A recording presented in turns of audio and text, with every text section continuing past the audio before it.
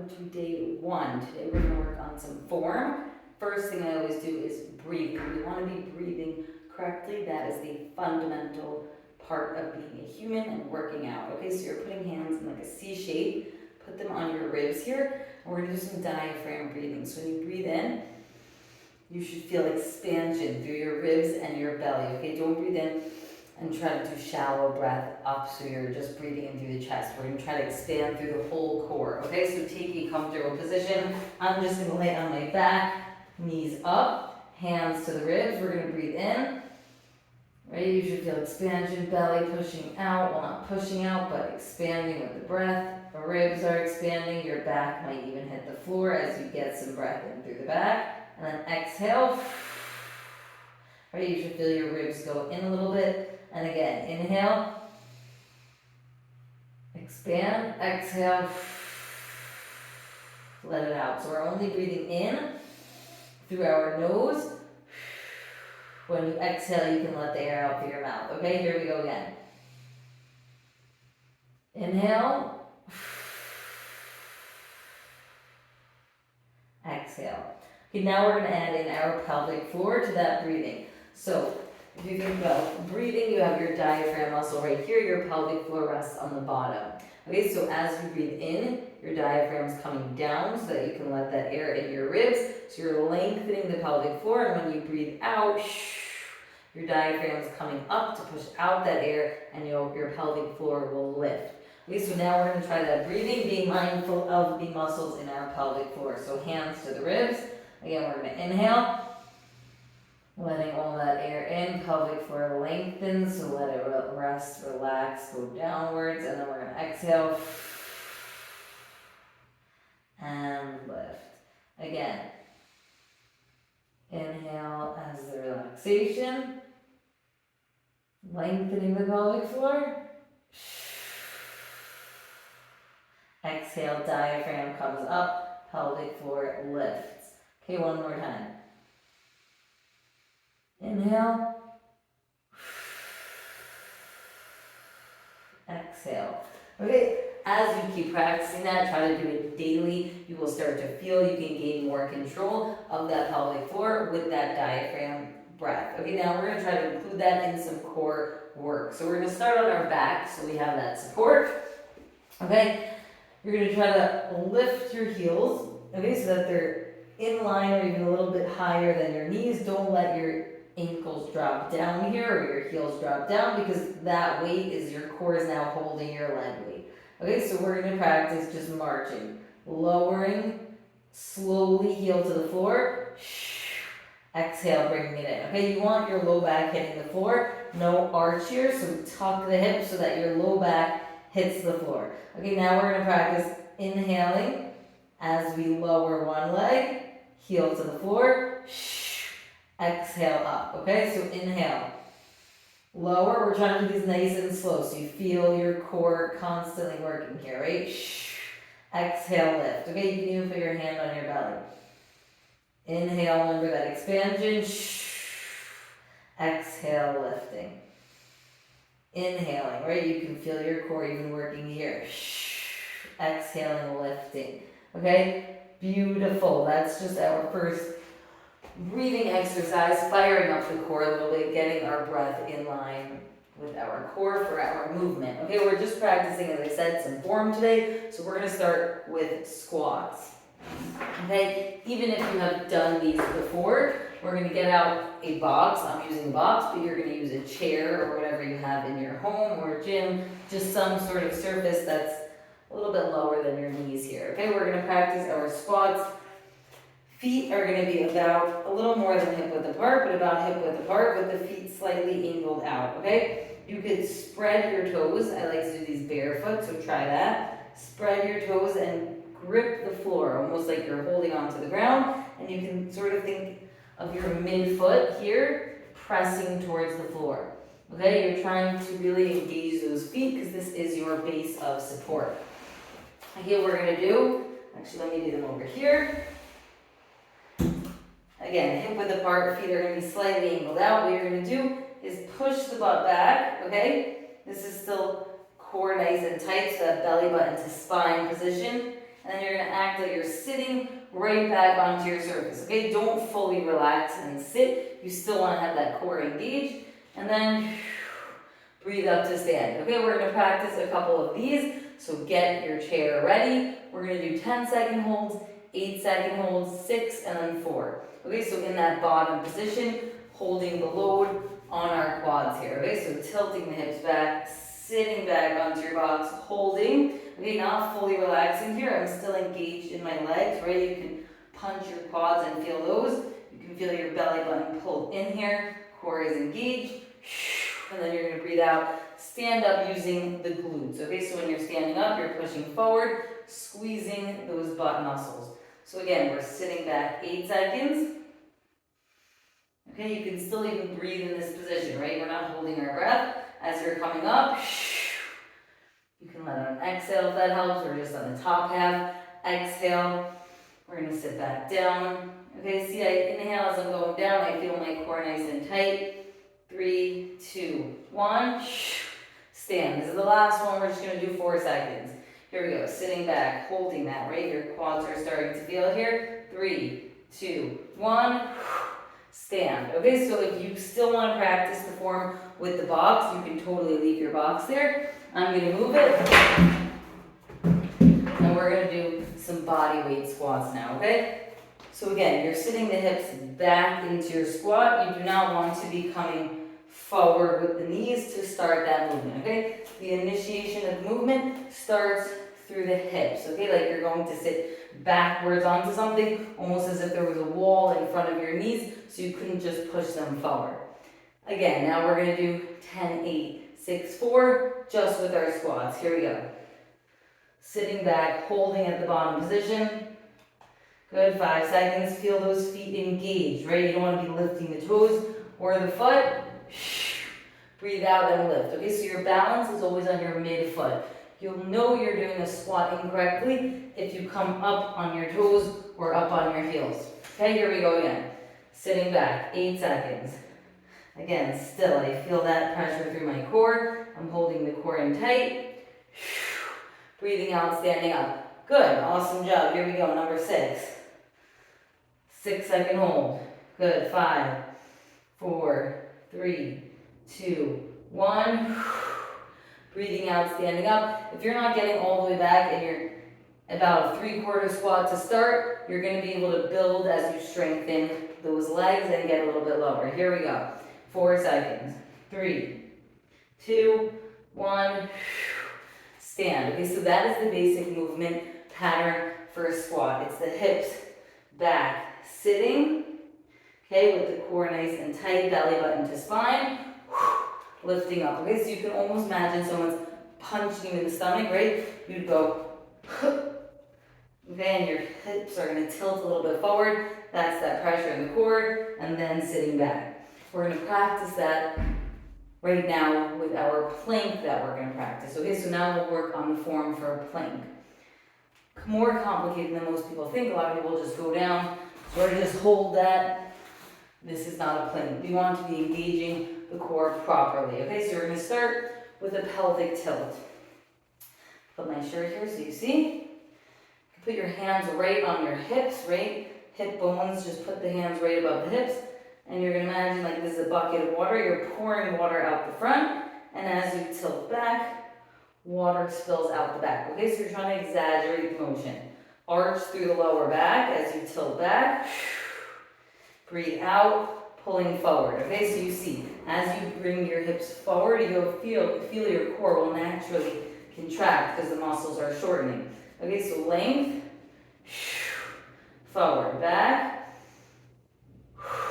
forward. And somewhere between there is a neutral spine, how you naturally stand, right? So now we're trying to exaggerate the movement again. Back, forward, neutral. One more time. Back, forward, neutral. Okay, now we're going to take that same pelvic tilt and come to the ground. Okay, again with the feet down to the floor, comfortable on the back. Again, now you're going to lift up, make a big arch right there through the back so it's lifted off the ground. And now tuck the hips as far forward as you can. Okay, when I say pelvic tilt forward, lifting through the pelvis. This is what I'm talking about, right? You feel right here. The core tightens as your hips are forward. So again, back arch, flip the hips forward. Okay, one more time. Back, make that arch, right? So you can lift your hand put your hand all the way under your back arch there. Breathing out, forward. Okay, so that is our pelvic tilt. Now we're going to take it to a hollow hold position. So on the ground, again, back is going to be pushed that low back to the floor, so you're tilting the hips forward. You're going to lift the knees here. Okay, you already should feel the core working here as it holds your leg weight. Okay, so that leg 90-degree movement like we did before, you're going to start by putting your hands by your knees. Okay, from here, we're going to lift the upper body off the ground. That's a hollow hold, hollowing out your abs here. Okay, so you don't want to see coning. It should be pretty flat across, so you're managing the pressure properly in the core.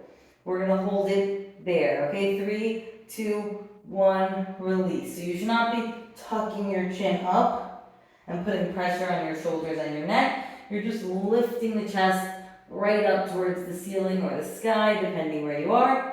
And then we're going to hold that again. Okay, so that was the hollow hold, the first progression. So knees 90 degrees, hands by the knees, 3, 2, 1. Lift the upper body and just deep breathing here. Again, you should be able to take deep breaths. Not holding our breath in this position. 3, 2, 1, and relax, head down. If you could do that, I'm going to show you the next progression up. It's going to be a lift, just like we did, with one leg straight out. Okay, so more body weight held against you, a little bit harder to hold there. If the first one was hard for you, stick to that first version. Okay, 3, 2, 1, you're going to lift the chest, either extend just one leg or keep it in the both legs 90 degrees position. 3, 2, 1, relax. Okay, so now we're going to use less support. Now we're not going to have the ground supporting us. We're going to come into a plank. So for the plank, you want your hands right under your shoulders, and I'm going to show you how you want your upper body in the plank, okay? So fingers wide, like again, you're gripping the floor. Use the hands as your base of support. Hands always right under the shoulders. Sometimes you're going to slide back in the plank. And then you're going to realize your hands are not under your shoulders, therefore the pressure is not in the core. You're shifting back so that the hips could take some of the weight, okay? So hands right under the shoulders. We're going to start with the knee down here, just like in all four position, just so I can show you the protraction and a retraction of your shoulder blades, okay? You can even do this just sitting on your knees, pushing the shoulder blades together like those wings in the back, and pushing them apart, okay? So once you push them apart, you'll feel your chest here will start to contract a little bit, and that's what we want in the plank, okay? Not your shoulder blades pinched together, the opposite, your shoulder blades wide apart. So now let's take it to the hands to the ground position, all four position. You're gonna let your chest fall, the shoulder blades will pinch. Breathe out, wide the shoulder blades. Again, lowering, lifting. As I'm doing this, I'm not bending my arms. You're not working through the elbows here. Your arms are totally straight. It's the shoulder blades moving, okay? So protraction and a retraction of the scapula, the shoulder blades, okay? So again, together, apart. Now let's try a plank with the knees down, okay? So hands right over the shoulders. You're gonna step one foot back, other foot back, and then just drop the knees exactly where they are, okay? Don't drop forward so you're back in the all four position. We still want the core tucked, tailbone tucked, core tight here. So knees will drop exactly where they are. Shoulder blades wide, tuck the tailbone forward, like you're pulling your belly button to your spine or you're getting kicked in the stomach. And we're gonna take a couple deep breaths here.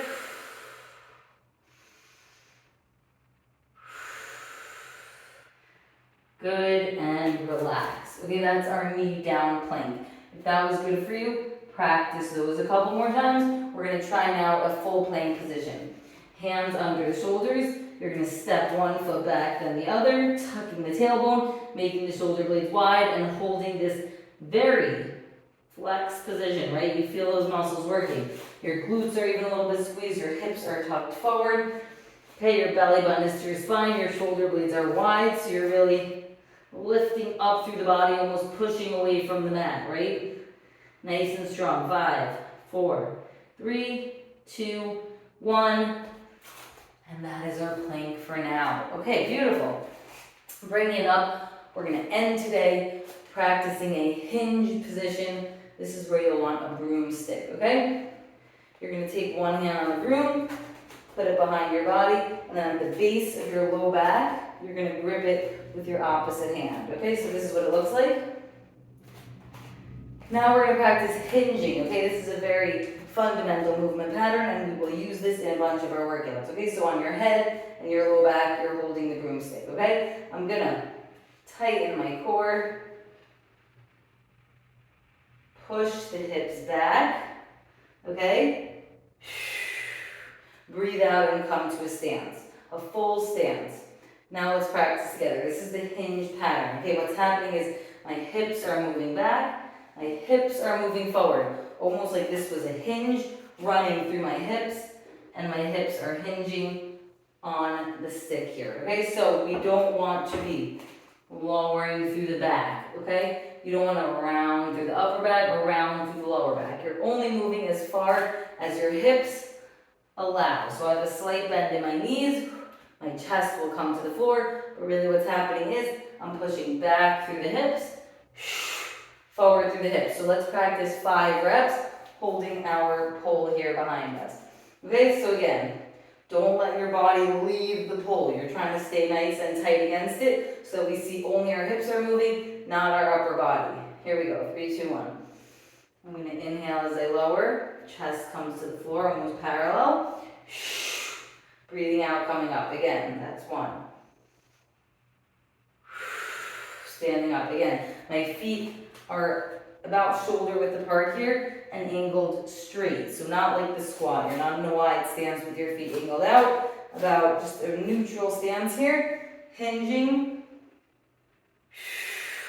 Standing. Again, hinge.